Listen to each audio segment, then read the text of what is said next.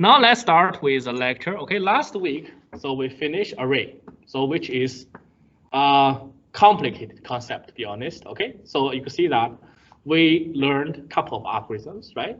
So actually, I have spent a lot of time on those algorithms.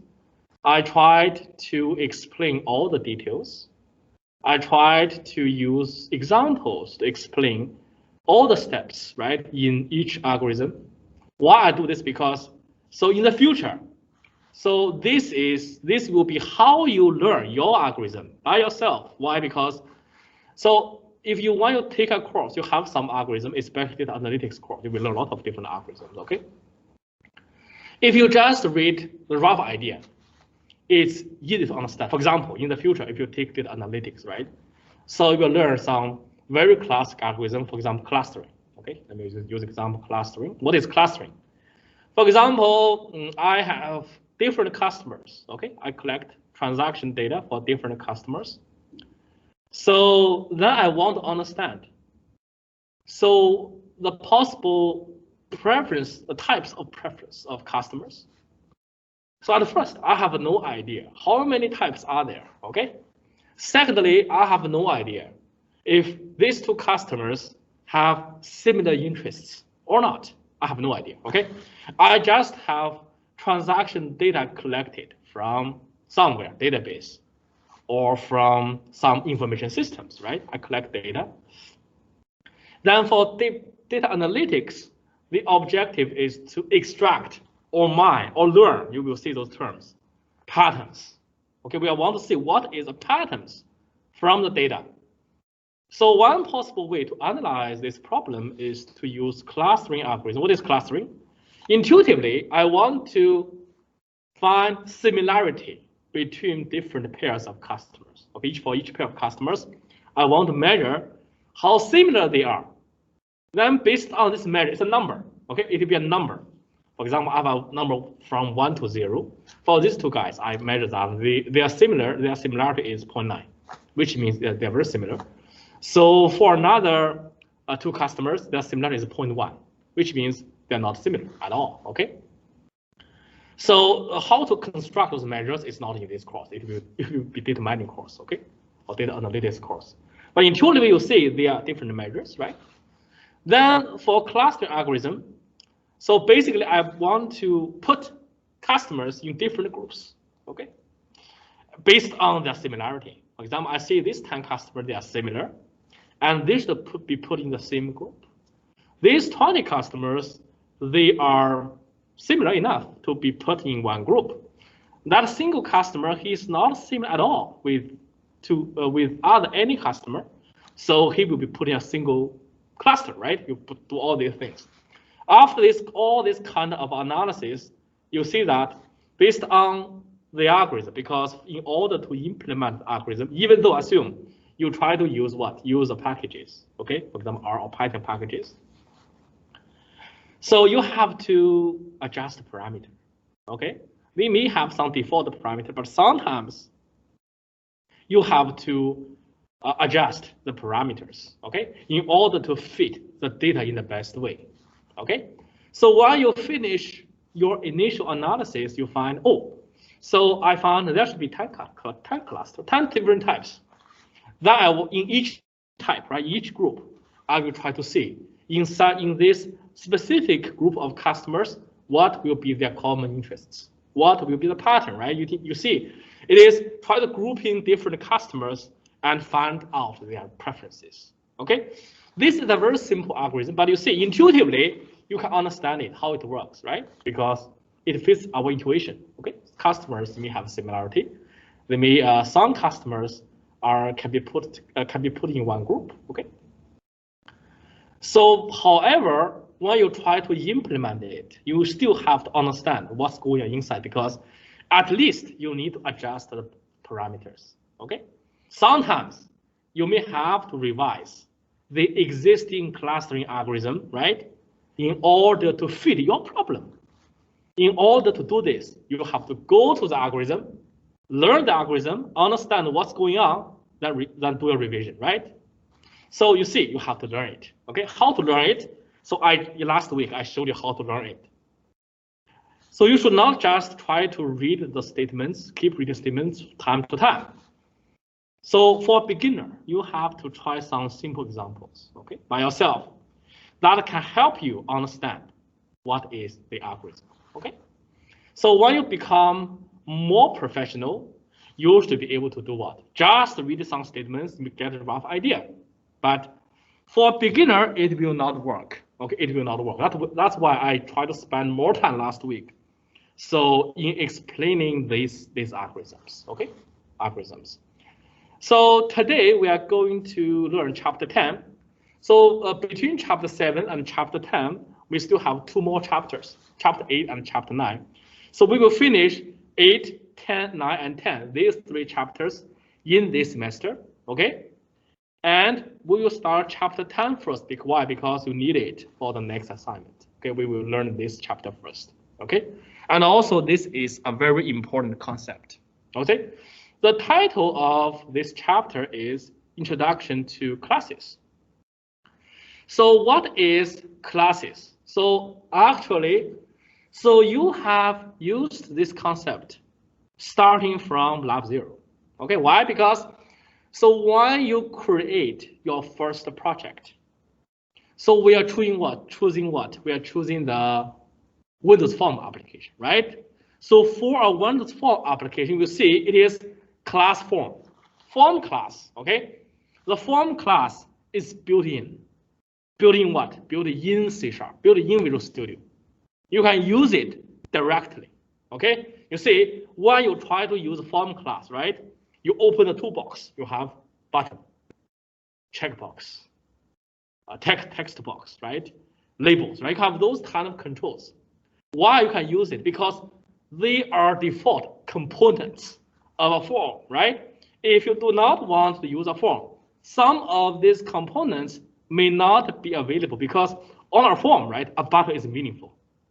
If this is not a form, a button may not be useful at all, right? Okay, for example, it's a console. A console, right? It's a black screen, just type. There's no button, okay? There's no button. It means, so for class, what is a class? It is a blueprint. It's like a car. When we build a car, right? So we need what? We need doors. We need wheels, right? We need engine, okay? So in order to build a car, no matter what kind of car it is, these common components have to be there. It means, for example, if we are trying to write some code for a car, so we should build a blueprint with doors, wheels, gas tank, right? And maybe windows, right? We need all these common components for a car. Maybe there are more some difference, like compared to a sedan or a truck, right? That difference, but difference are different. They have some common features, okay? So what is class? It is the blueprint. It means, so when we build our project, right? Sometimes we need to build multiple cars, for example, right? In order to build multiple cars, so we need to build a blueprint at the beginning. Then we want to use the blueprint. We build car number 1, car number 2, car number 3, right? We want to build all these different cars based on the blueprint we have built, okay? It's like for the form application.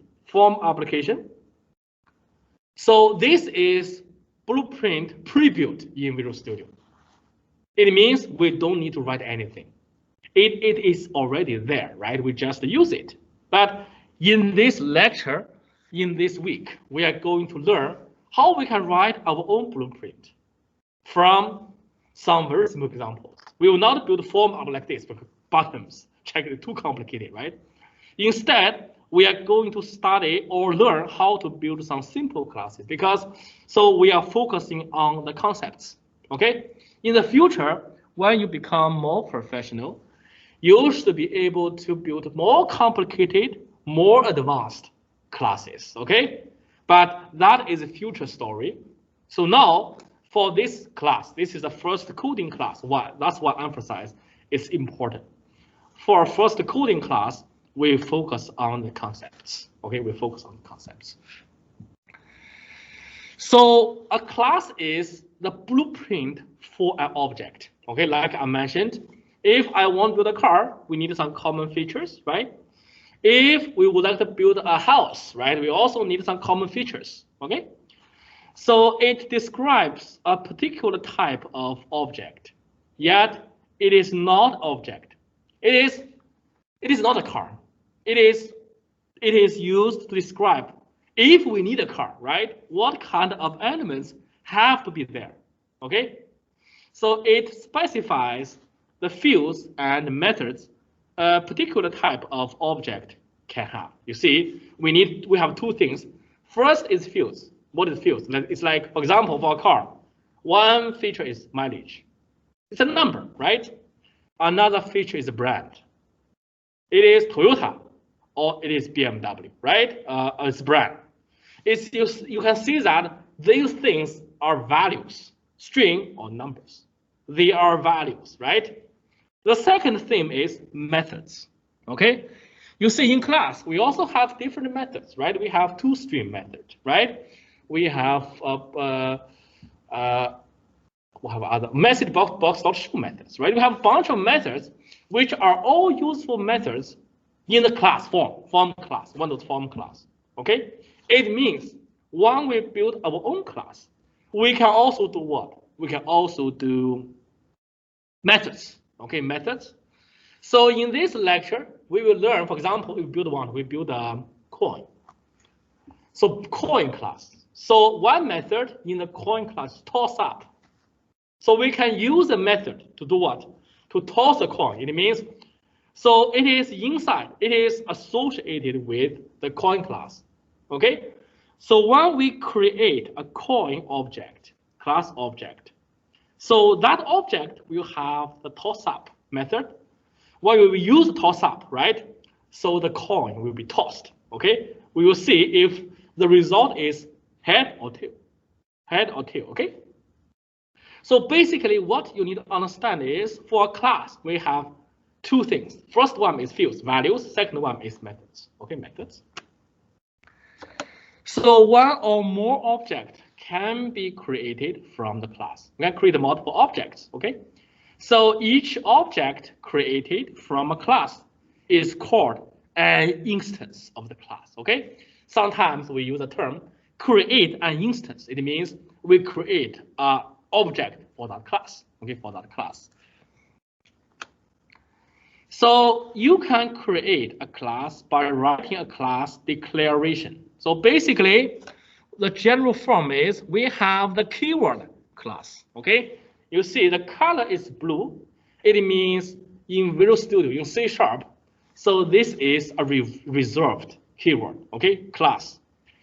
And after that, we can do what? We can do class name, okay, class name.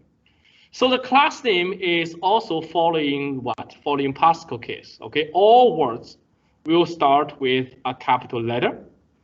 Then inside this pair of curly braces, we have the members, okay?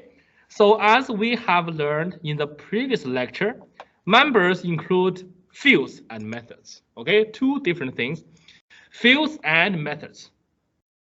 So class header starts with the keyword class followed by the name of the class. Member declarations are statements that define the class's fields, properties, and or methods, okay? We have these kind of things. So a class may contain a constructor, which is a special type of method automatically executed when an object is created. Why we need that? It is because sometimes for some features, when you create a class, you do want to what? You do want to initialize its value. For example, if I want to create a sedan, right? I do want number of doors to be 4. That is a default value, okay? In order to set up these default values, so we need to write the constructor part. It means when we construct the object, these things need to be done, okay? That's why we call this part constructor, okay? You see, I try to explain all the concepts, okay? Because this is important. In the future, You try to use Java, you try to use C++, you try to use Python, right? So no matter what language you try to use, these concepts are same or are very similar. They will not be quite different, okay? So if you understand these concepts in this course well, it means in the future, when you need to learn or use a different language, you can catch up with those concepts very quickly. Maybe today you have to spend hours or 30 minutes, 40 minutes. So, but when you are done with this step, in the future, you just need 1 or 2 minutes to move on, okay, to move on, okay? So that's why I try to focus on these concepts, okay, concepts. So this is some sample class code. You see, so we try to create a class what? Coin. Okay, coin. So you see, I use the keyword class, okay, and the name of the class is coin, okay.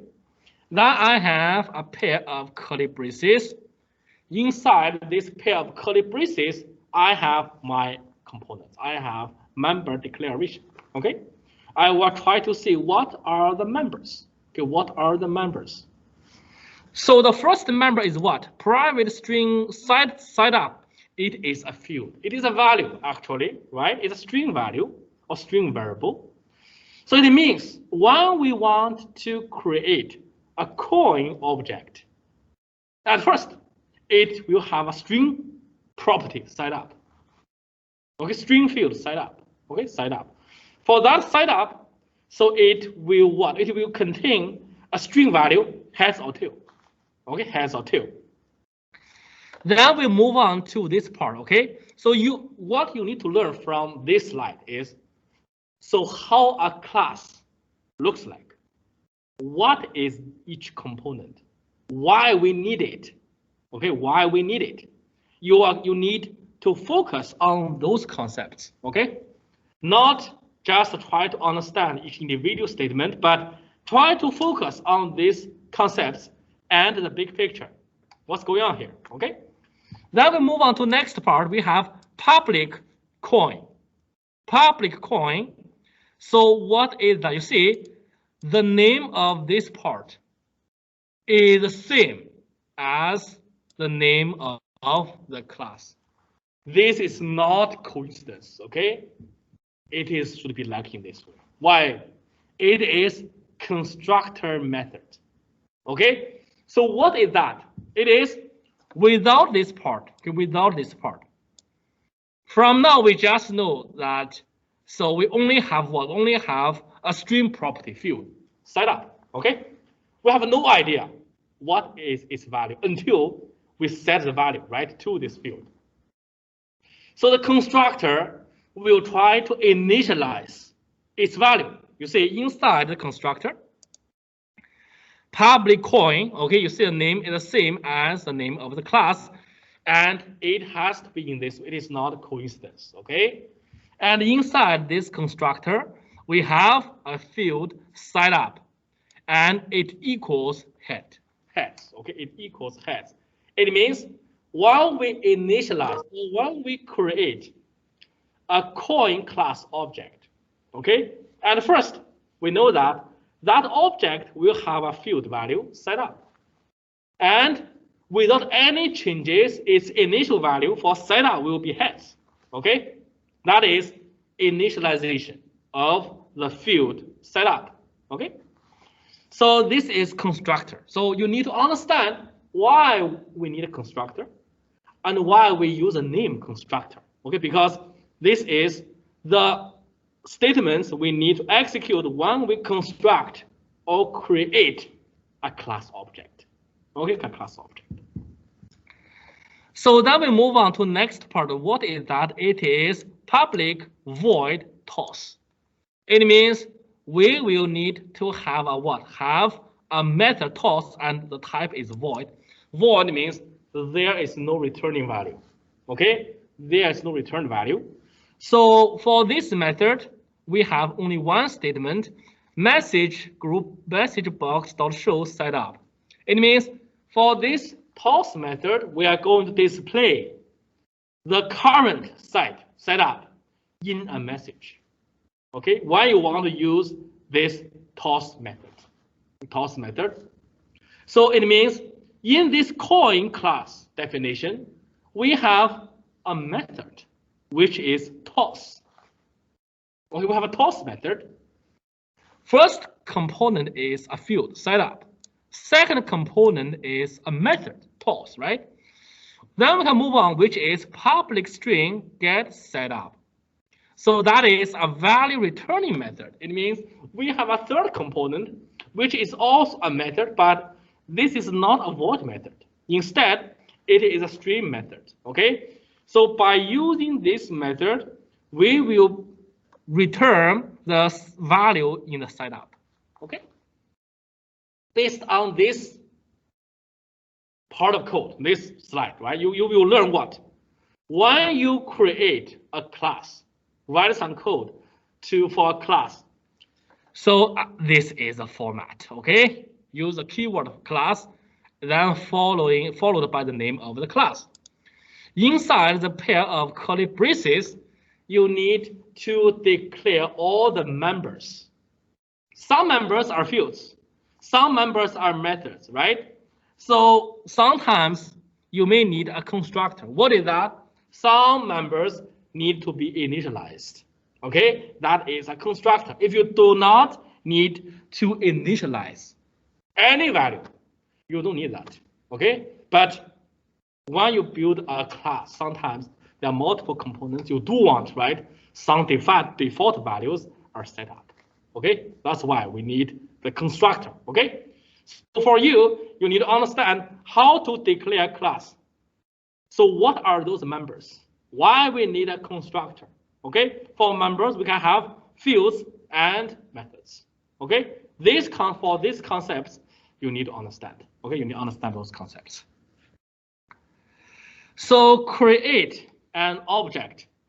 So given a class named coin, you can create a coin object by instantiating the class using the new keyword. Okay, so it means after we finish our coding part for the class, you can use the blueprint to create objects for this class. Okay, what is the format? It is in this way.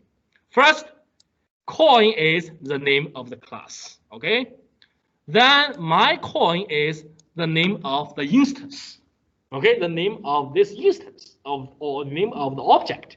Okay, it equals new. New is a keyword, reserved keyword, and you have coin, a pair of parentheses. Okay, so it means when we have created the coin class, it means coin, C-O-I-N, with capital C, that term has been reserved for this class, right? It has some meaning in C#. They can use the coin term to create an instance of the class coin class. Okay, this is a format. It is a format. You see, my coin is a variable that references an object of the coin class. The new keyword creates an instance of the coin class. The equal operator assigns the reference that was returned from the new operator to the myCoin variable. You can sometimes, you see, in this couple of different weeks. So sometimes we try to use the term reference. Why we need that? It is because when we create an object, that object is stored in physical memory. Okay, there will be a couple of memory units, slots, right, reserved for this object. But how can we use it? Either we refer to this physical address. If you go to computer, right, theory, you will see physical address will be code very complicated, XX or XM like this, right? Very difficult. Either we refer to physical address in memory, or we have some label which point to this object that is reference. Okay. In this case, my coin is a name reference which can be used for us. That reference or that label is connected to the object created in the memory. Okay, that's why we use the term reference. Okay, in C++, sometimes you will learn a concept pointer. The idea is similar. Okay, it is something pointing to this object. Okay, pointing to this object. So once a coin object is created, you can access the methods of the coin class with it. You can see this how we use the method we have created in this slide, right?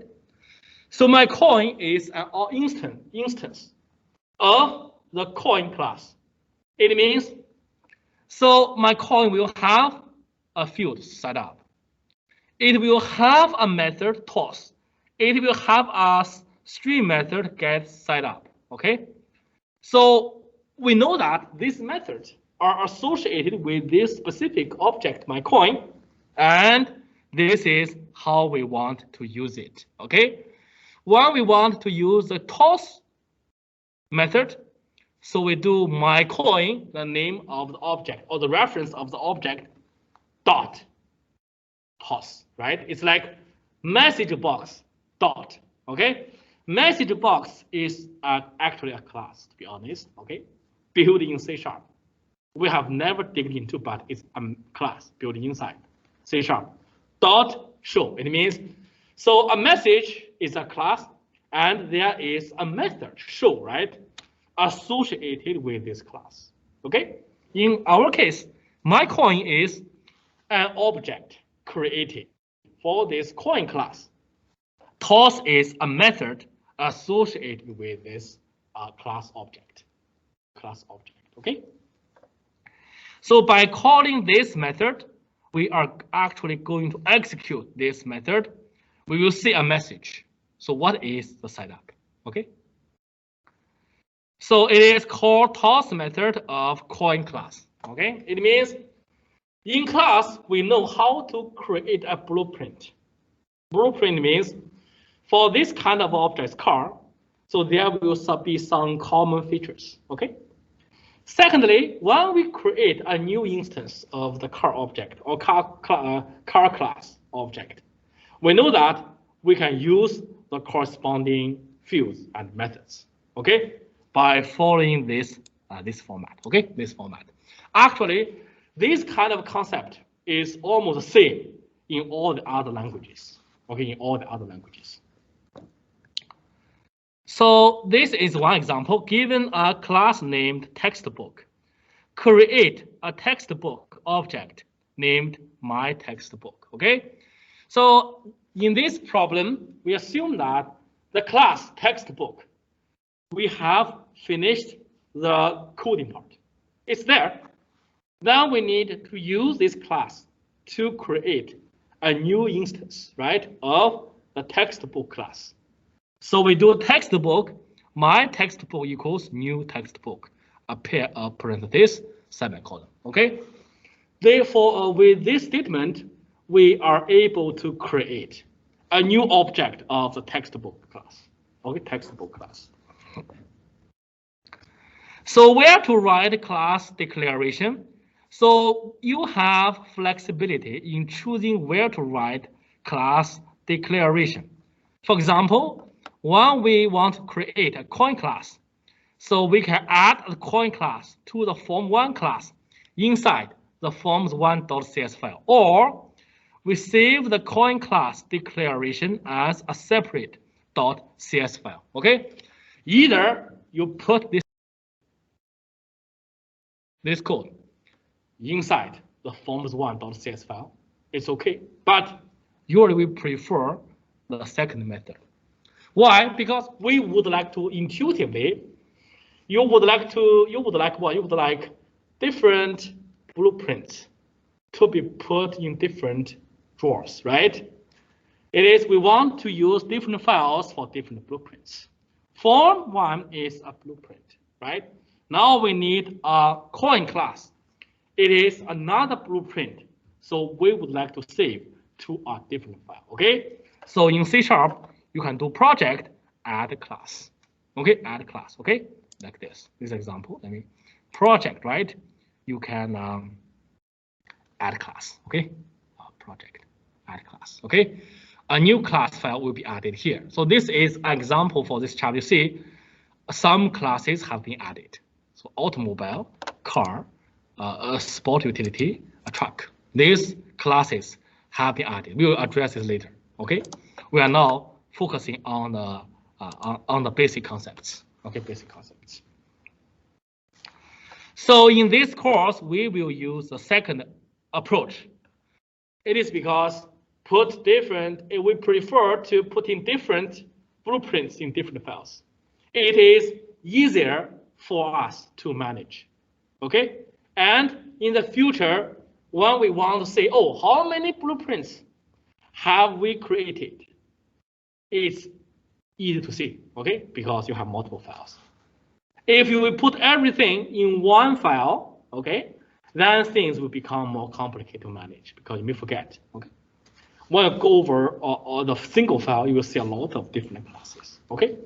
In this course, we will use the second approach, okay, which is to add a class declaration as a separate .cs file, okay, separate .cs file.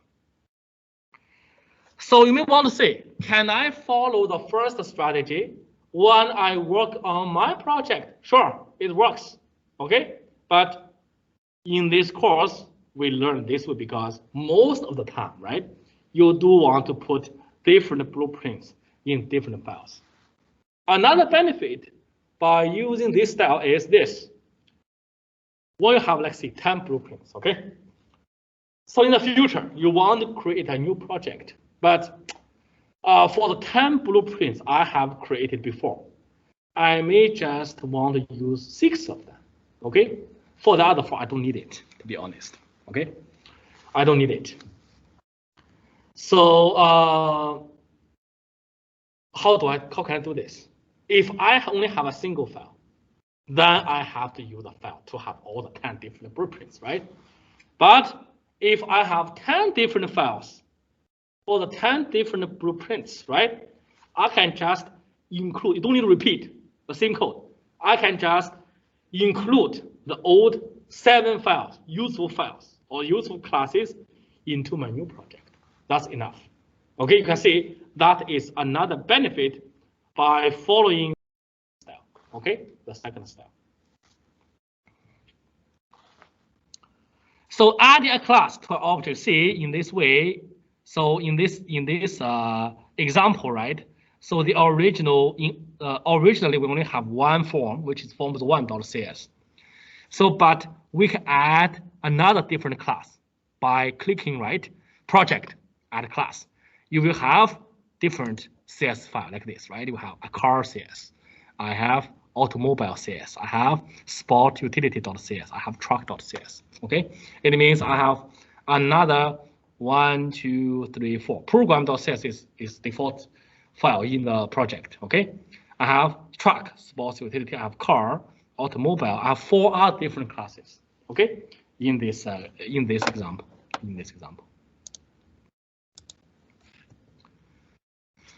So you see, add a class, right? Add a class, and we choose C# class. Okay, you choose C# class.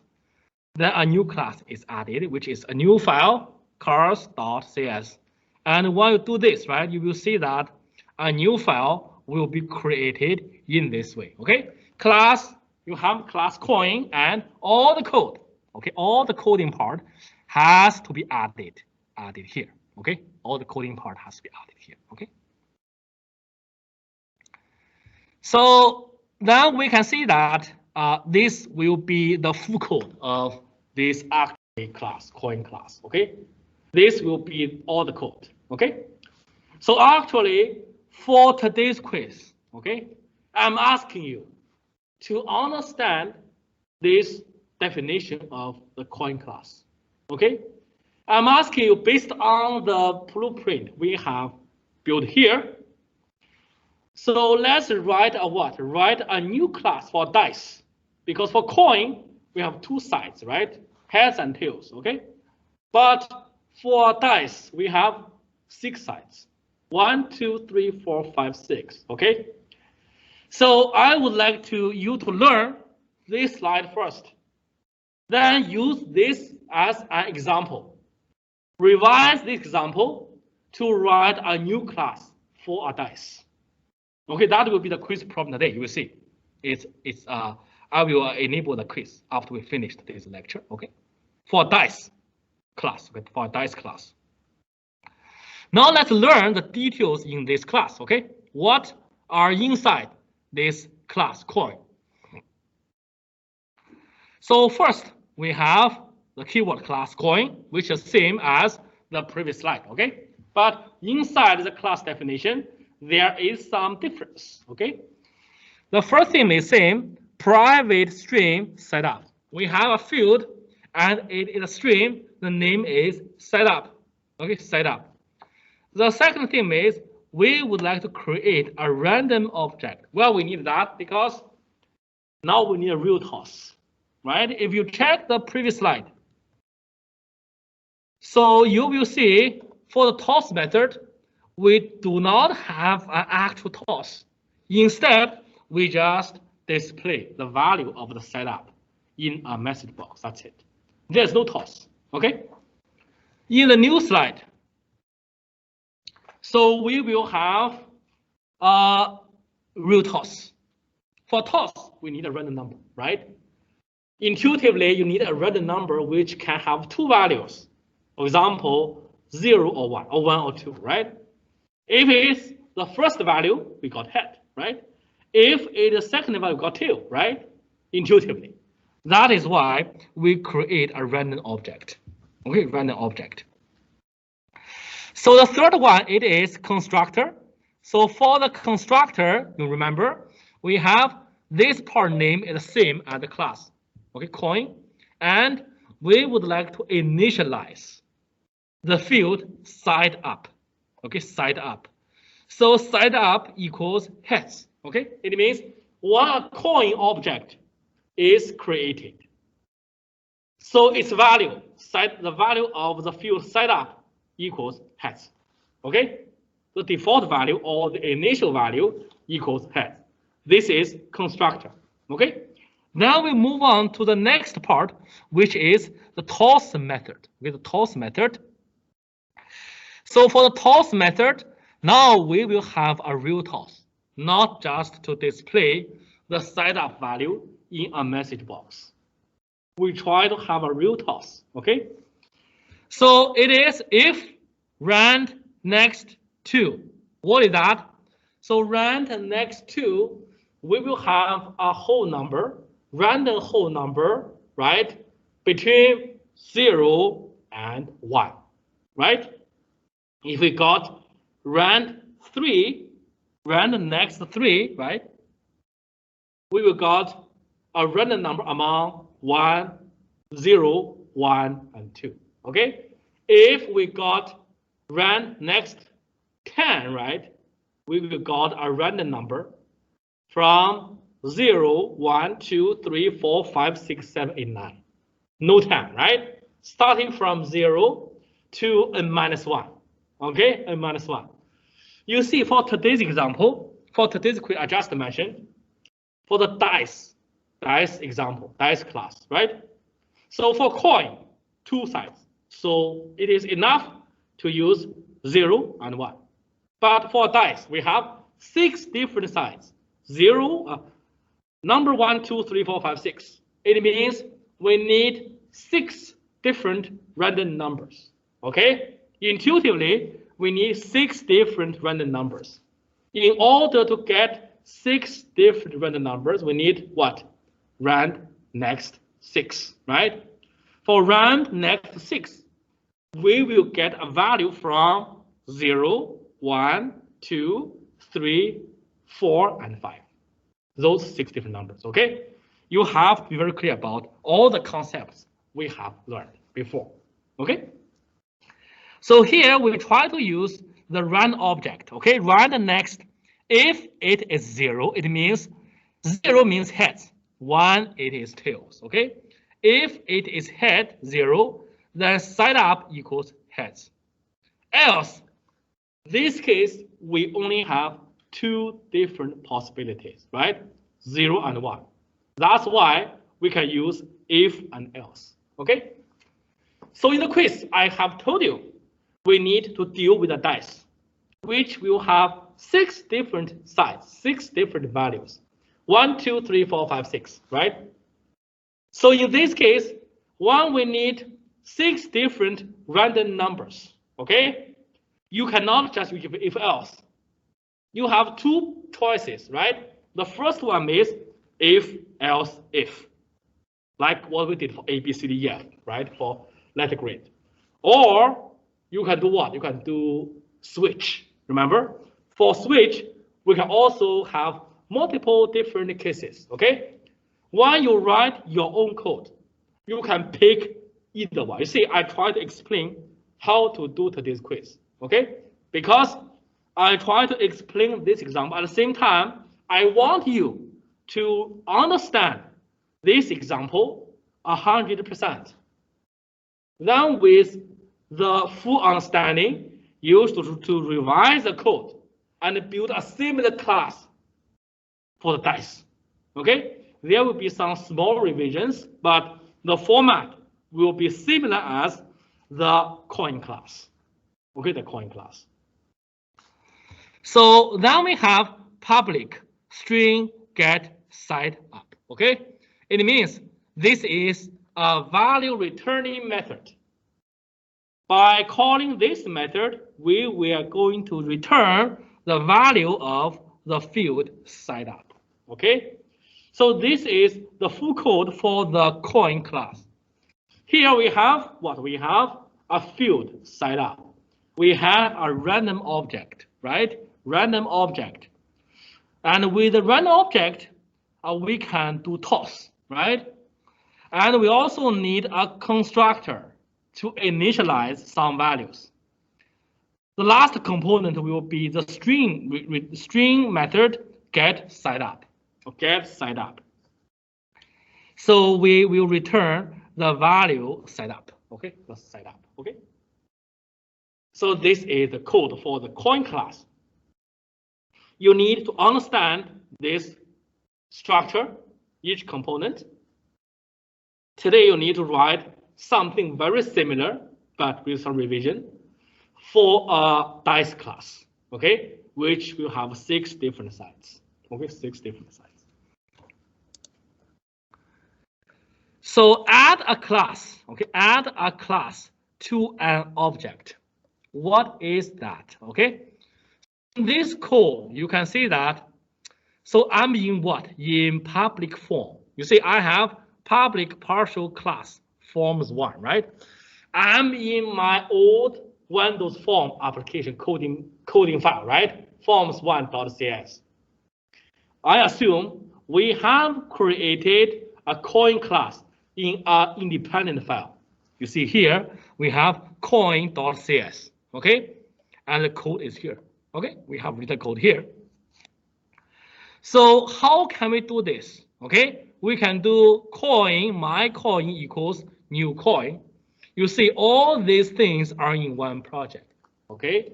It means by creating a new class coin, you can use it in other different files, okay? You can use it in different files. So actually, we can declare a coin class, coin, my coin equals new coin. You see, when you have created the class, coin class, and the coin class has been included in the project, right? You create a new file. When you use the coin word, that term will not be in black, okay? The color is different. It is more like what? Some kind of gray and green, right? Will be in this color. It means this is a keyword. Okay, new name of the new class. Okay, name of the new class. Like see, like the color of the forms1 form, right? So you create a coin object. My coin equals new coin. Then you can, when you create it, you can use it. You can see we do what? For count equals 0, count less than 5, count plus plus. Actually, we would like to toss a coin for 5 times. Okay, we would like to toss a coin for 5 times. When we want to output list box items dot add my coin get set up. So what is get set up?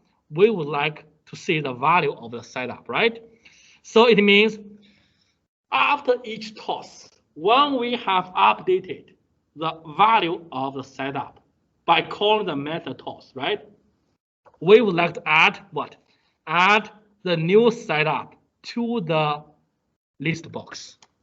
It means in the list box, after each run, we will see the 5 different tosses, the results from the 5 different tosses by clicking what?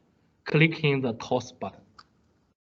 By clicking the toss button. Okay, by clicking the toss button. And you can see that here the coin class is defined in a different file. Okay, so this is how we create different blueprints. How we create different blueprints. Okay, and also you have another button which is to close the form. Okay, now you see that for this project, let's assume we have this project here. Okay, for this project, things are more complicated. Why it is more complicated? You see, some of the code in our old projects, right? All the code, we put all the code in the forms1.cs file. Everything, all the coding part. For all the coding part, we are focusing on the forms1.cs. That's it, right? But in this example, when we learn class, your project will be more complicated. It means more and more files can be created in your project. Okay, it is what we need to do in the next assignment. Okay, next assignment. Okay, so we try to do what? We try to add another class in the current project. Okay, and this is the coin example. Is a very simple example. Okay, very simple example. So we can also pass an object to a method. Remember, when we have a method, we can pass arguments. Similarly, an object can be passed to a method, like this example, private void show coin status. So this part will be a standard declaration of a method. The name of the method is show coin status. Okay, you can see that I emphasize it again. For the method, right, we try to name it by following Pascal convention. All words will start with a capital letter. The only thing we have to pay attention to is the parameter. Okay, for this parameter, actually we have a class object. We don't have like a string or a int number or even array, right? Instead, in this case, we have a class object. So from slide, you know that a class object can also be passed as an argument to a method. Okay, to a method. Inside the method, we have message box.show side is plus means string concatenation, right? Coin.get setup. Coin.get setup. Okay. So in this example, a method named show coin status accepts a coin object as an argument of the method call.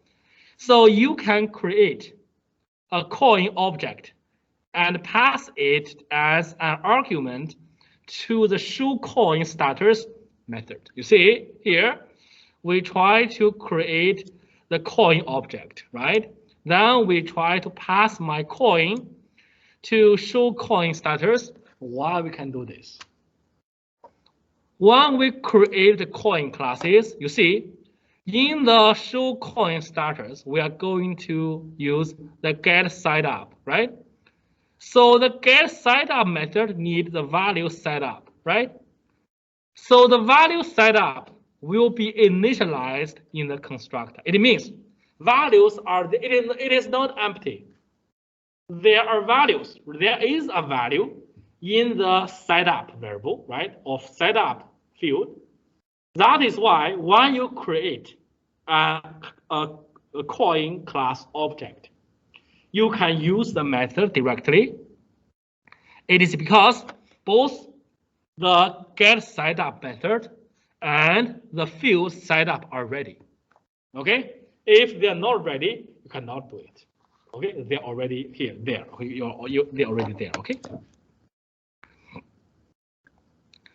So this is one example. Write a class. Give an example which is a little bit different as the code we have learned.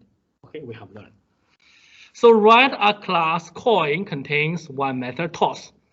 The toss method should return head with 75 chance. This is different. In the example we learned in the slide, 50-50, right? Now we need an unbalanced coin, which is 75% chance for what? For tail. 25% chance for what? For head, right? Sorry. Head for 75%, tail for 25%. Okay? Unbalanced coin. How can we do this? You see, we still have class coin, we still have private string setup, we still have random rand equals new random. This part is the same, construct is the same, but the toss method is different. Okay? How to achieve the requirement 75% and 25%? How to do it? You see, intuitively, if we have what? We have 4 numbers. 0, 1, 2, 3, 4 numbers. If I assign 3 numbers to head, 1 numbers to tail, right? 3 versus 1. Then head will get 3/4 chance, right? Tails will get 1/4 chance. 3/4 is 75%, right? 1/4 is 25%. Okay? This is how we achieve this requirement. For example, if I want 90% for head, 10% for tail, right? How can we get that? I will get 10 numbers, 0 to 9, 0 to 8, 9 numbers for head. The last number 9 for tail, right? 9 versus 1. Then I will get 90% for heads, 10% for tail. Okay? You see, this is how to design algorithms. Okay? Because even though, right, everything has been built there, but you still need to find solutions to solve your problem. Because you cannot use, most of the time, you cannot use a package without any design. You still need some algorithm design by using the packages. Okay? The existence of the packages on the internet can only give you somewhat, some foundation you can use. It means you do not need to start from scratch. You can start from, for example, 70%. Some core algorithms are there. I will build my algorithm by using these existing algorithms, but still you need to build some algorithms. Okay, this is one very simple example. While you have some requirements, practical requirements, how to find a solution to solve it. Okay. So here you can see for the toss method, we do rand next 4. It means that will return a random number from 0, 1, 2, and 3.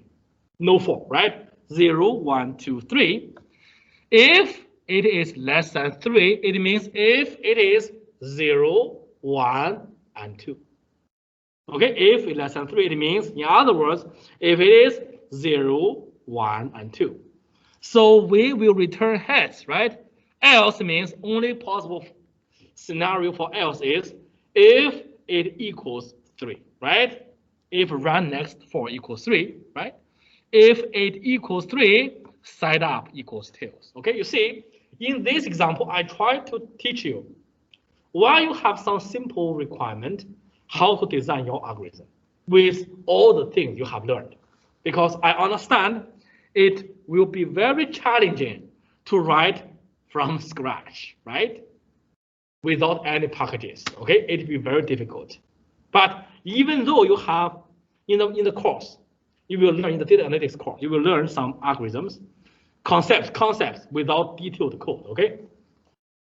Maybe the flowchart, okay? Okay, and you will know that with the language introduced in the course. So what might be some possible packages there, right?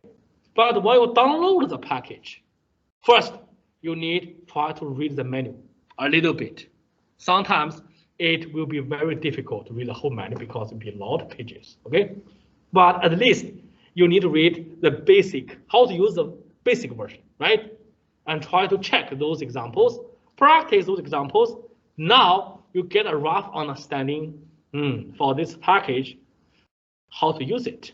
But when you learn these kind of things, the next step is to solve your problem, right?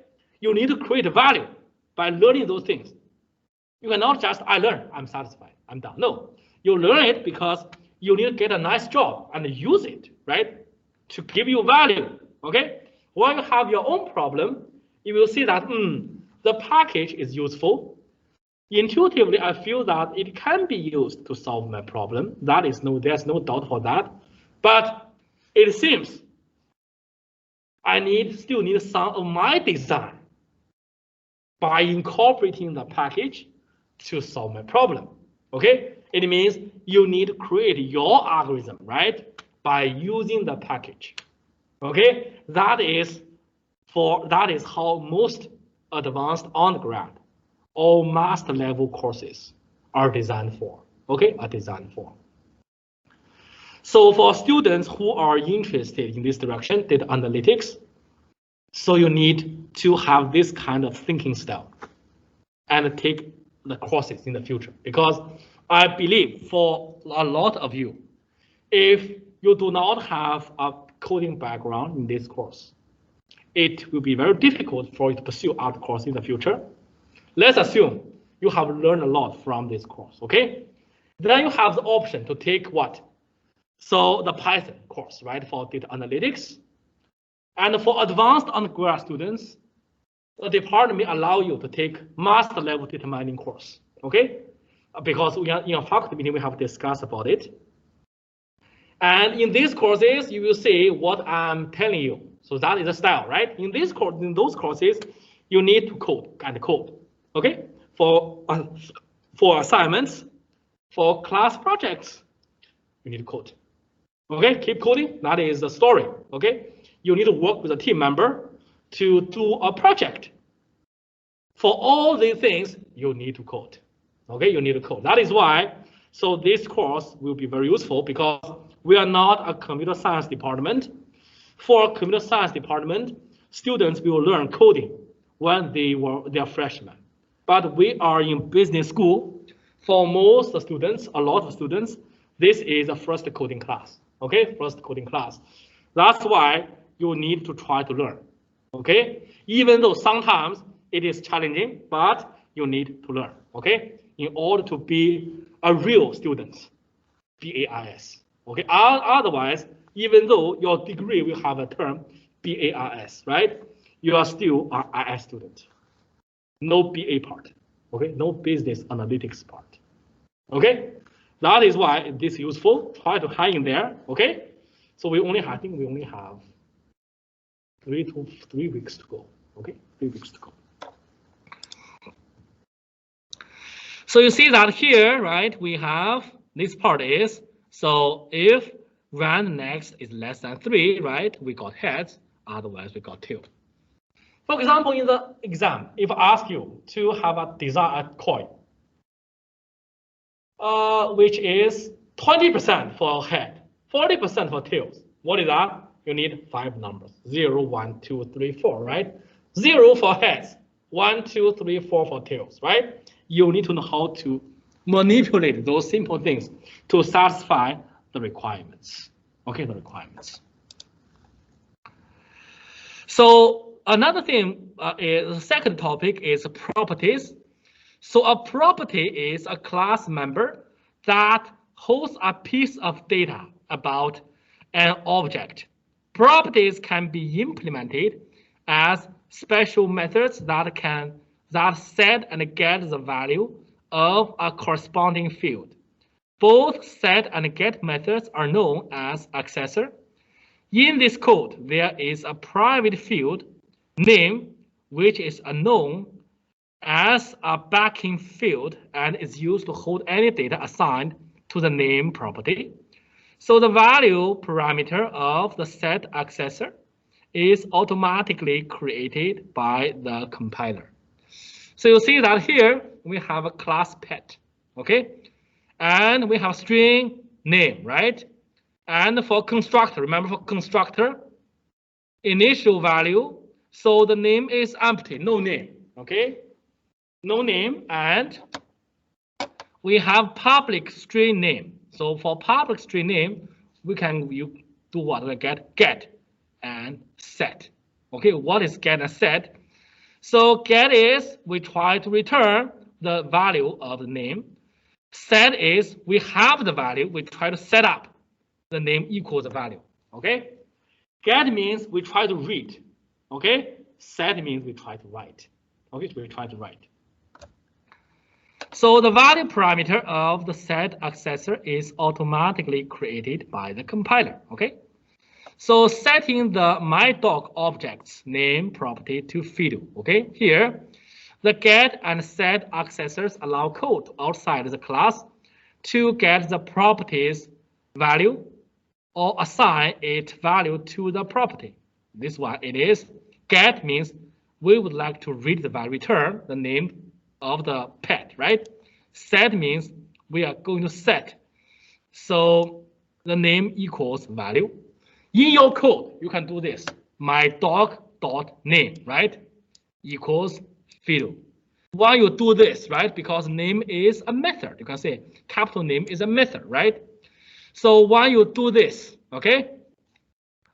So for the pet object, okay, the name object will be set to fiddle. Okay, to fiddle. Why we need to get a sometimes if myDoc.name is on the right hand side of the equal sign, right? In this case, we want to get the value from the dog name, right? And the string name will move on to get. If it is on the left side of the equal sign, so and the right hand side of string, right? So the C# can figure out. In this case, I want to set up the value of the dog name. So I will go to set. Okay? That's why we have get and set. With get and set, we can both what? We can both read the current value, use it somewhere, right? Or we can assign its changes value to something different. Okay, that is why get and set. Okay, get and set. Okay. So backing field, the private backing field is a variable that stores a value assigned to the property with which the backing field is associated. It is declared to be private to protect it from access by code in other classes, which would lead to accidental corruption of the data. Being declared private, the data stored in the backing field can only be accessed with the use of the object's accessors, which is considered desirable. This is sometimes referred to as data hiding. You see why it is? So it is in this example, right? The backing field name is private. It means it is only an effect inside the class, okay? It cannot be used directly by other classes. But the method capital name, this method, it is public. It means other class, a form class, I can use the name method. Okay, I will not access this part directly. I will manipulate this property by calling this part, right? Names part. You see, that is a coding strategy, which is try to protect the field. If other class can access this field directly, okay, there will be a lot of problems, okay? This is how we design for it. This backing field will be protected, and this is how we manipulate, right, this property. Okay, how we manipulate the property. So it's now 4:44. We will try to finish this chapter on Wednesday. Okay, we'll try to finish chapter on Wednesday. I think the lab 5 is due today, right? Okay, due today. So try to make sure that you can submit the lab by the due date. Okay, by the due date, because after this week we still have 1 lab and 1 assignment to go. Then we are done for the lecture. We will have the final exam. Okay, final exam. Question? When we're done for this week, okay, we'll be posted. I will try to post as early as possible. Give you more time to. Let me see what is the question from the student. Okay, the question. What's going on here?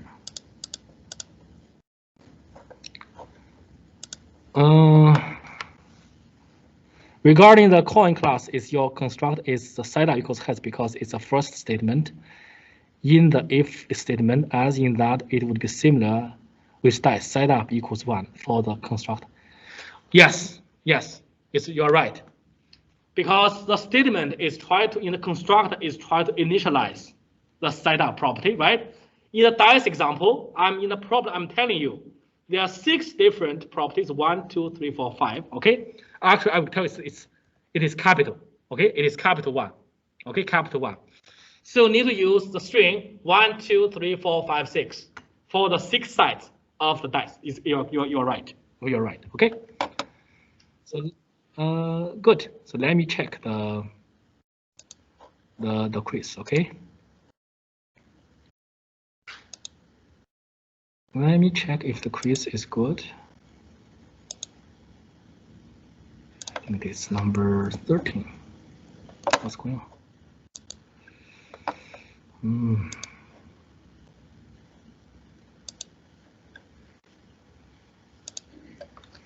I think it is number 13, right? Slides, it is number 13, okay? Number 13, right. So because I understand, you may need some time to understand the code, okay? And